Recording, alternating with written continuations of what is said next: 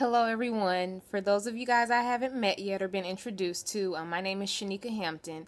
I'm currently entering my second semester in the ATSU DAT program, and I am currently having a blast learning a whole bunch of new information and revisiting some of the old stuff that we've all seen before, but getting a little revamp on that. Currently I'm working as a clinic outreach athletic trainer. That's a PRN athletic trainer for the local hospital. And we currently work for just the contracted events that the hospital has. And I also do some part-time work as a assistant athletic trainer for one of the private high schools that's on contract. And I work there about 2 days a week. And then I'm also starting a new venture as a full-time high school teacher, teaching the career options in the medical field within a subset or elective class that's going on there. My athletic training experience is a little unique right now, since I came from a background of working for Division I athletic training settings, and I was the sole athletic trainer responsible for all the treatment and management of athletic injuries, doing all the rehabs and doing everything under the direction of a physician, which we do.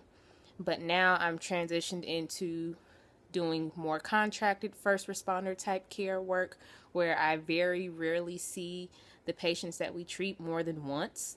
But in some instances, in helping out at the high school, I may see some of the kids more than one time. So it kind of plays out.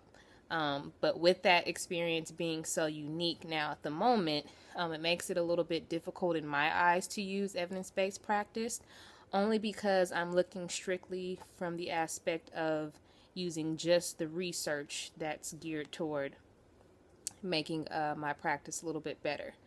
But when I think about evidence-based practice, like I said, I truly focus on it being strictly research-based or heavily research-based.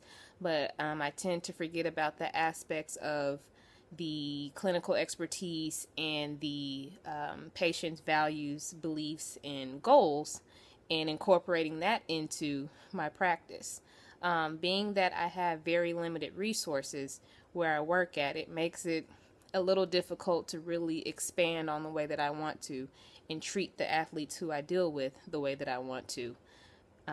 So I do have a little bit of work to do on that, but that is what I hope to get out of this course, is to get a little bit more guidance as to how to apply evidence-based practice to my unique setting.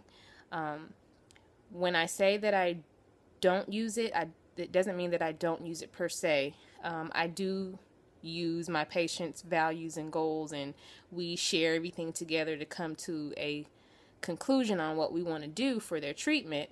And then I also use the clinical expertise of not only myself, but also my colleagues and mentors that I look up to get the jobs done. So I do incorporate evidence-based practice, in a way, if you will, into my profession. I think that it's extremely important to use it, though. Evidence-based practice, in my eyes, gives us a foundation of value, both monetary and moral validity, if you will. Only because we don't have a platform that really makes us, as athletic trainers, seem equal to physical therapists and doctors and chiropractors of that nature, we need to incorporate this type of practice so that we can solidify that we are knowledgeable, that we are valuable, that we are critical in the care of not only just athletes, but anyone who is active. So I think that is where I see our practice going if we can really incorporate evidence-based practice. So again, with taking this class and being enrolled in the DAT program, I really hope to get a valued experience that's unique to bring back home so I can really increase the efficacy of my practice and what I do. So it's nice to meet you all. I look forward to doing all this lovely work that we have coming up, and I look forward to a great semester. Thanks for having me.